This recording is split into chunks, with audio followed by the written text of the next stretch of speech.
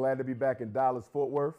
You know, Dallas is one of the last major cities I started visiting on my speaking tour. I didn't hit Dallas until maybe 13, 14. I got Dallas kind of late, but saved the best for last. I got Houston even later than Dallas, but I get a lot of love here. I spoke here for Kwanzaa last December, and I was here about 2 months ago for a Black Economics Conference at one of your major hotels, and here I am now.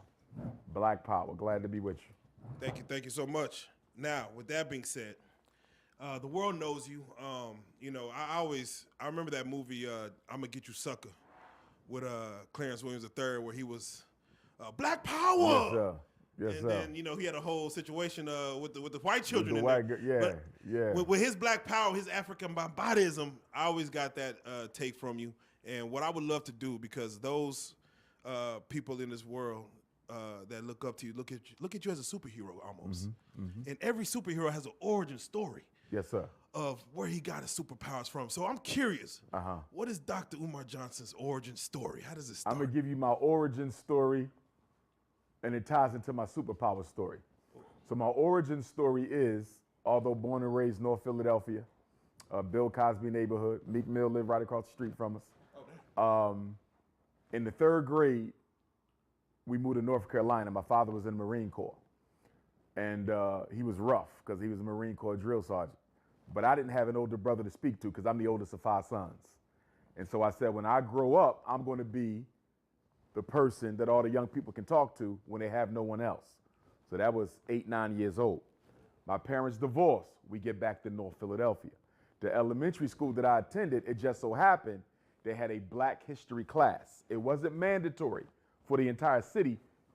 Our principal, that white principal, that Black assistant principal, that Black teacher made it happen. So 4th and 5th grade was Black history class. That was my introduction into Black consciousness, and it was my introduction into public speaking, because there was a Black History Month oratorical contest. I entered that. I won 1st place both years, and I never shut up since. Now, a few blocks away from my elementary school is the international headquarters of the UNIAACL. This is the organization built by the most honorable Marcus Messiah Garvey, largest Black organization in modern history that gave us the red, black, and green flag. So the school is here, the Garvey movement is here. So you could argue that my steps were already numbered from childhood. I just had to walk them. Now, my mother bought my tennis shoes at the Jewish sneaker store right next to the Garvey building. I never knew it was the Garvey building for 12 years until I graduated from undergrad, college. So I'm going to get some sneakers, just graduated from college, and I see this big picture of Marcus Garvey in the window. I said, why is there a picture of Garvey next to the white man's sneaker store? And then the elder came around the corner, Baba Johnny Gossa. He's an ancestor now. Rest in peace. He said, can I help you? I said, why this Garvey picture here? What's going on here? He said, this is the UNIA. Come back Sunday at 3 o'clock. Came back Sunday at 3 o'clock. It's been 25 years later. I never left. Wow. Now, Amazing. let me give you the superhero story. Let's but go. Let me take you to how I became the Prince of Pan-Africanism. Let's go. So, I come back from Millersville University year 2000. Got to do my internship to get certified as a school psychologist in Philly. I do that. 2005, I go to Africa for the first time as Minister of Education for the Garvey movement. Ethiopia, South Africa, Nigeria, and Senegal. 30 days, 30 nights, I'm all by myself, right? People thought I was crazy. You going to Africa by yourself? Hell yeah, I've been waiting for this. So anyhow, the last stop in Africa is Senegal. I go Ethiopia, South, Nigeria, Senegal. I go to the slave dungeon in Goree Island.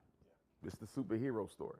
I walk into the female slave dungeon. I got a bottle of water. I was raised Muslim, Sunni Orthodox Islam.